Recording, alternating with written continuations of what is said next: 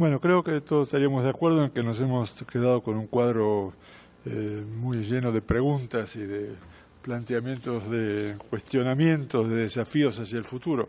Me parece que un rasgo común en las tres presentaciones ha sido hacer énfasis en el hecho de que estamos ante una revolución tecnológica, digital, compleja, pero que en realidad el problema fundamental es el problema social detrás de la revolución tecnológica. Es decir, que el problema esencial, sin duda, la tecnología sigue evolucionando a gran velocidad y plantea todo el tiempo nuevos desafíos, pero que desde el punto de vista de las universidades el ángulo destacable es el de la dinámica social, del impacto de la sociedad digital, su gobernanza, la manera de atender la equidad y la inclusión social y asegurar una contribución de las universidades a la formación de recursos humanos que propenda en la dirección de impulsar una mejora del bienestar de las poblaciones, del país, en particular en México. Tengo yo, bueno, me ha llegado acá una pregunta que por consideración... bueno, entonces si quieres yo la voy procesando esta y tú luego la integras, ¿no? Bueno, acá pregunta Víctor Aguilar, ¿qué entender por asegurar la pertinencia social de la universidad pública sin incluir el sector productivo? Dirigida al doctor Peñalosa, si quiere considerarla.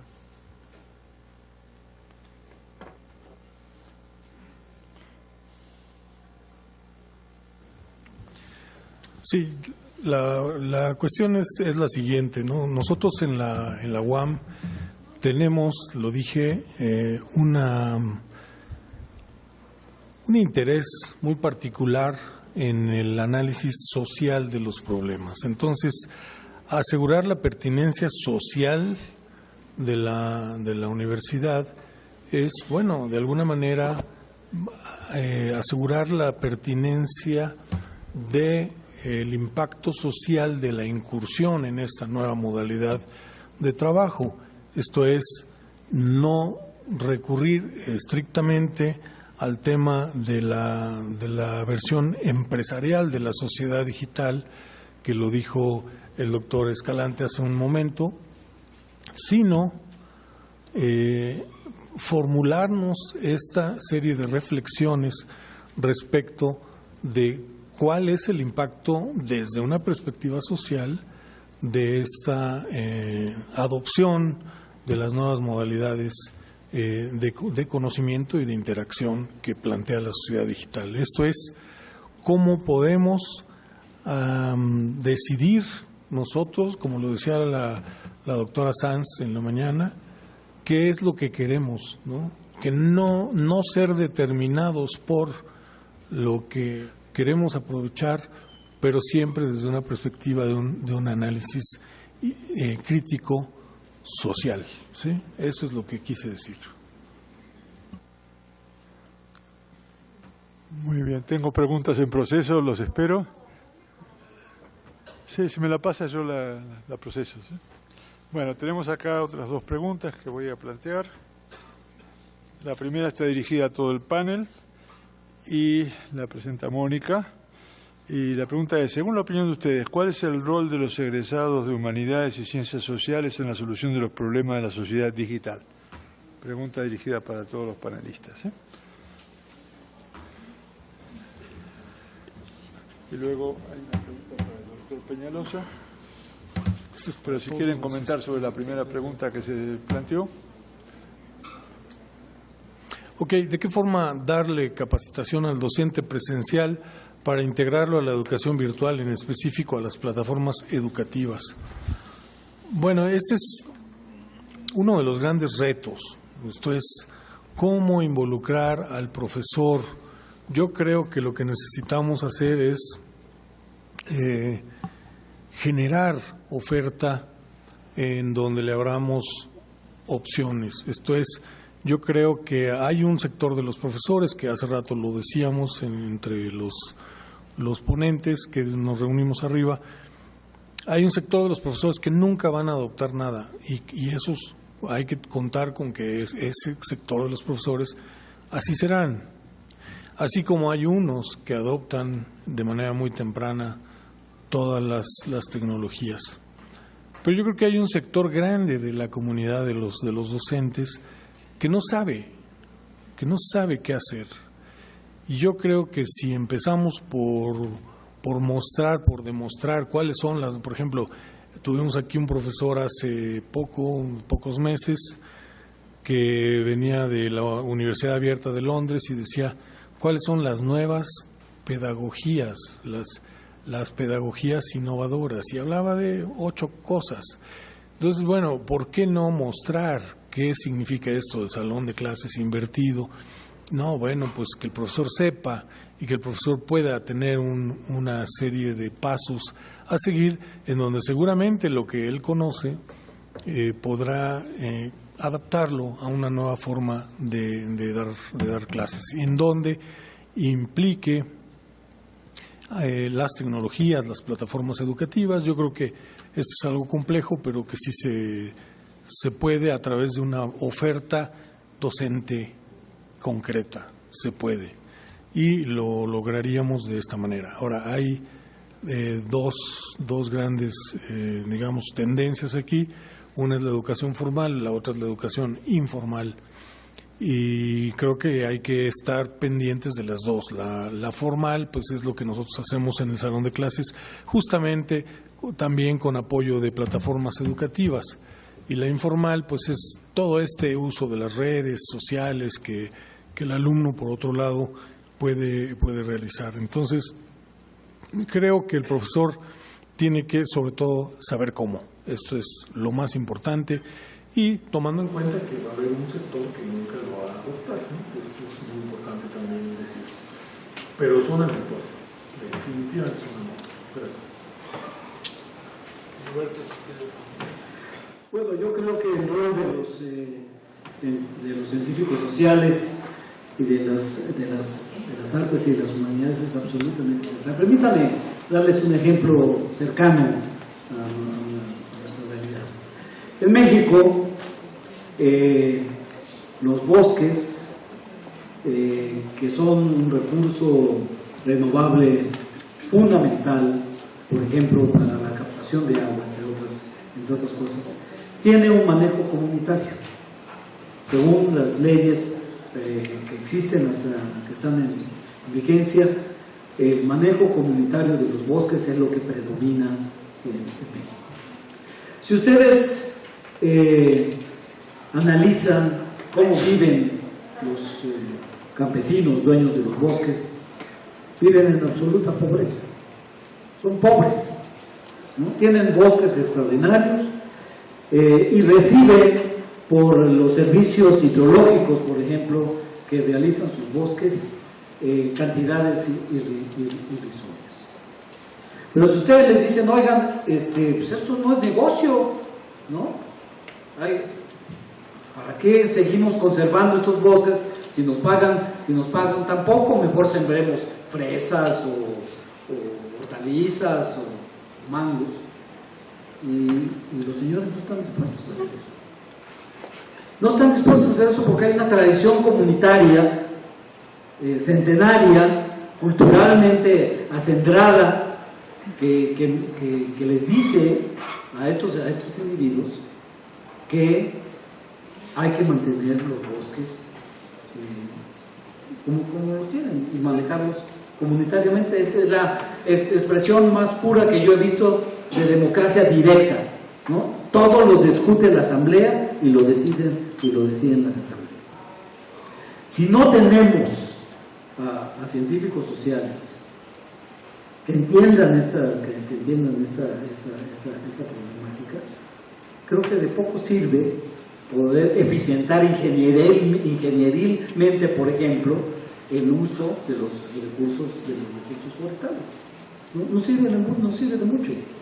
Entonces yo creo que hay una necesidad muy importante, ¿no?, en esta etapa de lo que yo llamaría la etapa superior de la globalización, ¿no?, para recurrir a un pensamiento que el profesor Garrido y yo, la etapa superior de la globalización, que es la sociedad digital, ¿no?, necesitamos, me parece, de profesionales como los cientistas sociales o las humanidades. Bueno, yo ahora sí entendí la pregunta. ¿Cómo formar para la pertinencia social? Sí, pues creo que por ahí. Yo siempre comentaba la importancia que las universidades cambiemos un poco nuestro esquema de formación, que generemos profesionales más orientados hacia el tema del bienestar social. Y decía yo que una de los elementos importantes de esta formación es formar para que los no profesionistas, más que saber cómo operar una máquina, más que saber cómo operar pues una industria, una empresa, que también tengan las competencias para generar conocimiento, las habilidades, las competencias o las capacidades para generar conocimiento. Y que esa generación de conocimiento vaya muy asociado con la pertinencia social, ¿verdad? Que vaya muy asociado con cambiar la forma de ver el modelo de producción, por lo menos en un país como el nuestro que está apenas en vía de desarrollo, lo cual puede representar un nicho de oportunidad muy importante. Tenemos que cambiar, por supuesto, la mentalidad también de los empresarios, de los industriales, ¿no? Que los empresarios industriales inviertan en empresas que sean más redituables desde el punto de vista social, no más redituables desde el punto de vista económico. Yo sé que eso no es sencillo, pero hay que formar incluso a los empresarios también para que tengan este ingrediente, ¿no? Yo, por ejemplo, hay algunos países, bueno, el ejemplo que me viene ahorita a la mente es el tema de los menonitas, ¿no? El tema de los menonitas. Yo sé que a lo mejor es un tema que está muy cerrado, ¿verdad? Es una sociedad demasiado cerrada, ¿verdad? Lo cual tampoco creo que sea lo conveniente, pero normalmente ellos siempre están pensando en producir, en hacer cosas, en desarrollar desde el punto de vista social, ¿verdad? Desde el punto de vista de la familia, desde el punto de vista de la sociedad. Repito, nuestras son ciudades muy cerradas, me viene el ejemplo sobre todo porque sí están pensando siempre en eso. Ellos no están pensando en hacer industrias, ¿verdad? De tal o cual naturaleza, sino con que tengan tierra para cultivar y todo eso, pues se dan por bien servidos y les hacen productivas, etcétera, etcétera, ¿no? Pero yo creo que el tema también tiene que ver con la formación de los empresarios y de los industriales, que al final de cuentas pues son los que van a incidir en cómo la sociedad se va comportando, ¿no? Y esto también, quisiera hacer un comentario sobre otra pregunta que decía que en dónde los que estudian áreas humanísticas, en dónde caben dentro de la sociedad digital, ¿verdad? Porque pareciera ser que la sociedad digital pues solamente son importantes los ingenieros principalmente, ¿no? Y yo creo que no. Yo creo que dentro de la sociedad digital pues también las áreas humanísticas tienen un papel muy importante. El tema, ¿verdad? El tema de los negocios, por ejemplo, pues es un área que tiene que ver con la parte humanista. El tema de la sociología, ¿verdad? De la psicología, ¿verdad? Son carreras que son muy orientadas a la parte humanista, y yo creo que sí van, y yo creo que van a tener un gran impacto precisamente por lo primero que estamos diciendo, ¿verdad? Para poder reorientar o converger, ¿verdad? Con los profesionales más tecnológicos y tratar de lograr, ¿verdad? Una sinergia que permita que esos tecnólogos, ¿verdad? Pues no solamente estén enfocados a la parte de la tecnología, sino que también se vayan enfocando pues a otro tipo de orientaciones, y yo siento que pueden tener un impacto muy fuerte siempre y cuando las empresas, las industrias, que son las que se favorecen más, bueno, repito, la parte positiva, ahorita comentaba el tema de la salud, ¿verdad? Pero bueno, está el tema también del comercio electrónico, ¿verdad? Está el tema de la educación, ¿verdad? Que tiene que ver con el impacto que tiene la sociedad digital, ¿verdad? El tema que se ha hablado ahora mucho, que no creo que sea tan bueno, ¿verdad? Como es el caso del Internet de las cosas, porque si normalmente ahora convivimos familiarmente, por ejemplo, en los fines de semana en los centros comerciales, pues imagínense cuando venga el tema del Internet de las cosas, ya ni siquiera vamos a poder salir a los centros comerciales, ¿verdad? Porque ya todo lo vamos a recibir, bueno, que ya los Uber y y todas esas cosas, pues ya realmente nos llevan a que socialmente los fines de semana, que es cuando podemos convivir familiarmente, pues nos acostemos a ver películas, ¿verdad? Y prácticamente nuestra relación social se hace dentro del entorno de la casa, ¿no? Entonces, el tener la cosa, pues también, por lo menos ahorita todavía vamos al mercado, ¿verdad? Escogemos la verdura, la fruta como nosotros nos gusta, a veces llevamos a los hijos, a la esposa, a la pareja, etcétera. Pero bueno, yo siento que sí hay mucho que reflexionar sobre cómo las universidades tenemos que formar para los próximos años. Y yo coincido con Roberto, ¿verdad?, en el tema de que tenemos que pensar en replantear lo que deben de ser las nuevas universidades. ¿Sí? Es un proceso que es muy difícil, porque es un proceso que tiene que ver con la parte cultural, y la parte cultural de los que formamos y la parte cultural de los que se forman. Entonces, pero bueno, creo que es uno de los retos sociales más importantes a nivel mundial, el tema de las universidades, ¿no?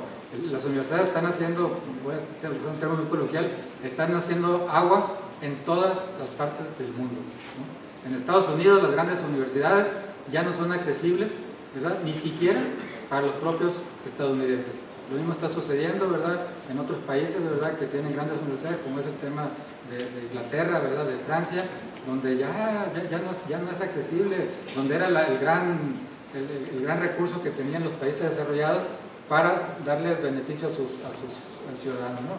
Y ahora eso ya también se está terminando, ya está terminando. Ahorita hay un tema, creo, muy fuerte, ¿verdad?, muy importante, en el tema, pues, de cómo las universidades están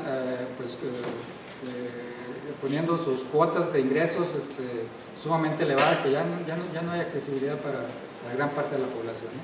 Perdón, ingeniero, lo voy a interrumpir porque tenemos necesidad de ir cerrando la sesión. ¿Sí? Tenemos además una aluvión de preguntas, entonces una responsabilidad con el público que se ha visto convocado a hacer preguntas y reflexiones. Le voy a pedir entonces, voy a pasar las preguntas. Tenemos para el doctor Quintero, para el doctor Peñalosa, para Roberto Escalante y 2 preguntas genéricas. Les voy a pedir, por favor, que traten de contestar en 3 minutos, ¿sí?, para poder cerrar esta sesión, porque tenemos que pasar un coffee break y luego continuar con la sesión siguiente. Leo rápidamente las 2 preguntas genéricas para ver si les es posible incluirlo dentro de los 3 minutos, ¿sí? Y entonces, la primera dice: entonces, el desafío más importante que tiene enfrente la institución de educación superior ante la sociedad digital es fundamentalmente epistemológico. La relación entre diversos saberes para mejor preparar para el trabajo y para la vida, probablemente también organizacional para esta nueva producción de conocimiento. Y la otra pregunta, que más bien comentar también: ¿cómo la generación baby boomer puede sugerir o entender la sociedad digital, y cómo la sociedad digital podrá México resolver la centralidad que asfixia la educación y la innovación? Le pido por favor que se tengan una respuesta breve, concisa, para dar paso al receso y poder abrir la siguiente sesión. ¿Sí? Gracias. Roberto. Pues muy rápidamente, cuando hablaba yo de nuevas universidades, bueno, ya hay distintos tipos de universidades. Creo que, como decía en mi intervención, hoy es difícil hablar de la universidad, ¿no? Hoy tenemos la universidad clásica, napoleónica, de carácter público sobre todo, pero creo que hoy tenemos, no sé si han ustedes escuchado de la Universidad de Liverpool, ¿no?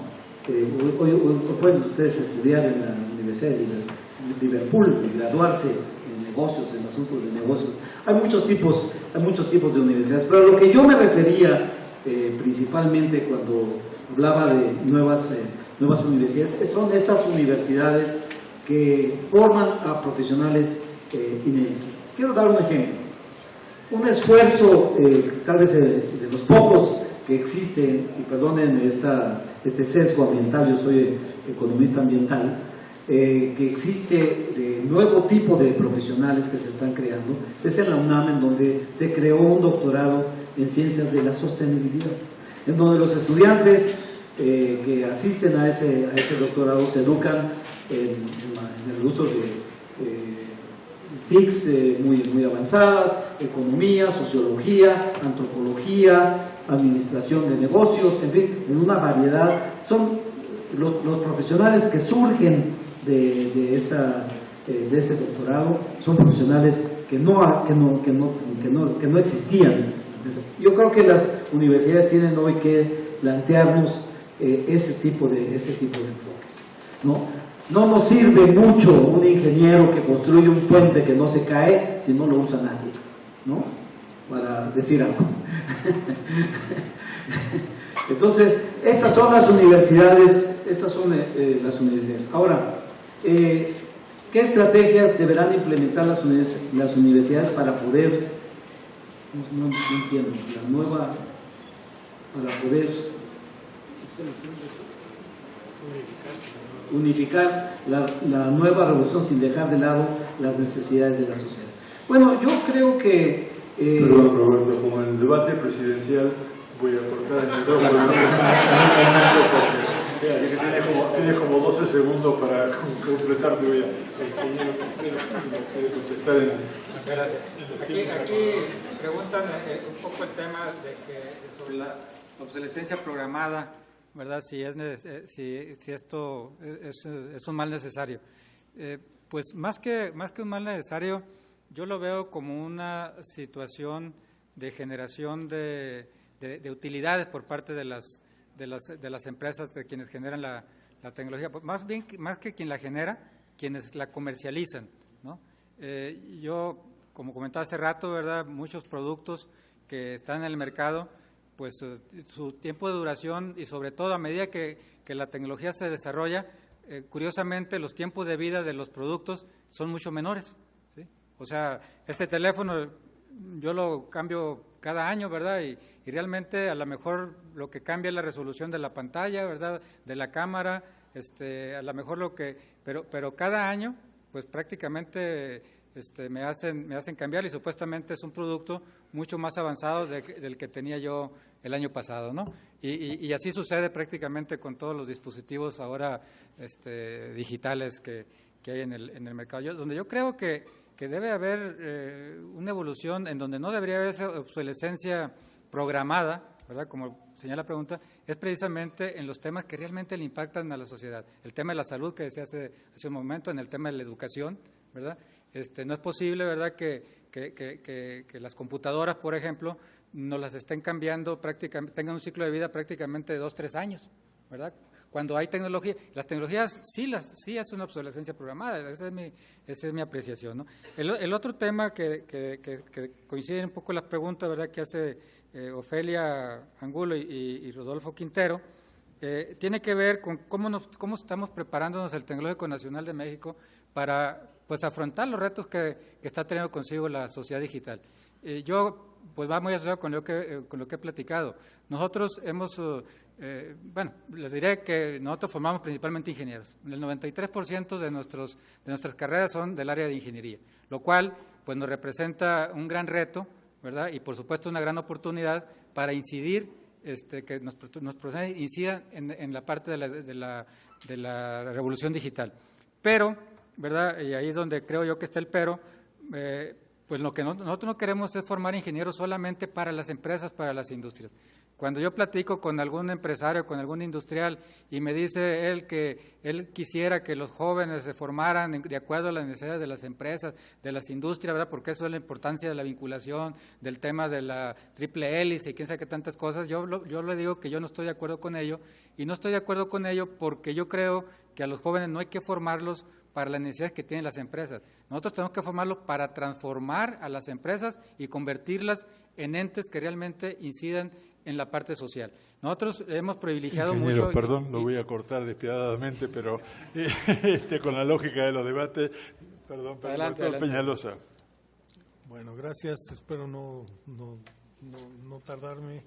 para no ser interrumpido con la lógica del debate. Está muy bien. Este es el malo de la... No pierdo el tiempo. Vamos con tengo dos preguntas, una de Misael García, que dice que en base a qué criterios se establece el número de matrícula de nuevo ingreso a los diferentes programas universitarios y si este número se encuentra alineado a algún plan nacional de desarrollo. ¿Y quién falla, el gobierno o las universidades? Es una pregunta que tiene que ver evidentemente con la cobertura y voy a mencionar tres elementos aquí importantes. Uno es la cobertura, otro es la calidad, ¿sí? Y el otro es el costo. Estos tres elementos están interrelacionados en educación. Tenemos una cobertura ahorita de 30 y tantos %, ya lo dijo el doctor Escalante hace un ratito. Algunos dicen 32, algunos dicen un poquito más, pero bueno, vamos a pensar que estamos alrededor de 32, 33% de cobertura. Nosotros querríamos un 60%, digamos de aquí en la NUYES lo dijimos al 2030, al 2030, bueno, pues falta mucho, pero no tanto, de repente pasa muy rápido el tiempo. Entonces ese es un criterio, tendríamos que aumentar la cobertura. De esto, ahorita tenemos más o menos un 15% de esto, de cobertura no escolarizada. Yo creo que podríamos llegar a un 25% para optimizar costos, que es la otra variable. El costo, más o menos lo que se dedicó en este año, es 1.19% del Producto Interno Bruto. Se dice que, bueno, pues habrá que aumentar eso de una manera razonable a 2, por ejemplo, ¿no? 2% del Producto Interno Bruto, que se estima en mil billones gringos de dólares, o sea, 1 millón de millones de dólares, o sea, 18 millones de pesos. Entonces, bueno, el 1.19%, algunos piensan que es poco de este total. Entonces, bueno, por ejemplo, llegar a 2 sería algo interesante, ¿no? Algunos candidatos, sobre todo, dicen que sí, que eso y más. Pero bueno, yo quisiera ver que esto fuera realidad. Y la otra es la calidad. Entonces, en la calidad tenemos un problema de abandono muy importante, sobre todo cuando no hay calidad, cuando no hay, digamos, calidad educativa en la oferta de la cobertura. Ya me lo acabo. Doctor Peñalosa, a riesgo de que me corra de la universidad, lo voy a tener que interrumpir. Perdón, termine la idea. No, esos tres factores: cobertura, calidad, costo. Y bueno, en la calidad está el abandono y la eficiencia terminal. Tenemos que trabajar en todo esto. ¿Y de quién es la falla del gobierno nuestra? Pues de los dos, yo creo. O sea, el gobierno, que no le interesa demasiado la educación y la educación superior en particular, porque no hay, digamos, acciones al respecto, y nosotros porque pues quisiéramos tener mejores condiciones de calidad, ¿no? Y bueno, la otra pregunta queda aquí. Y bueno, la podría responder. ¿No? Perdón, nomás para ir con la equidad, 30 segundos también digo la idea. Sí, la idea del tecnológico es que la formación de los jóvenes sea muy orientada hacia la creatividad y a la flexibilidad. Sí, ese digamos, yo lo calificaría con 2 palabras: creatividad y flexibilidad en su formación, ¿no? 10 segundos. Esto se ha convertido en un mercado persa. Solamente para comentar esta pregunta que alguien del Instituto Politécnico Nacional me hizo sobre cómo unificar. Yo creo que no hay una contradicción entre usar los grandes desarrollos que la sociedad digital tiene y las necesidades sociales, el enfoque social que se puede tener en la sociedad. Creo que no son excluyentes, todo lo contrario. Y bueno, otros 5 segundos.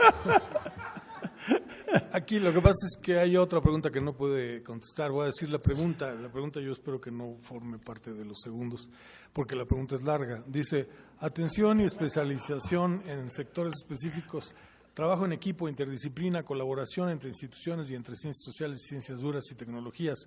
Fueron sugerencias de las que podrían reconfigurar el trabajo de las universidades hacia el uso de las tecnologías.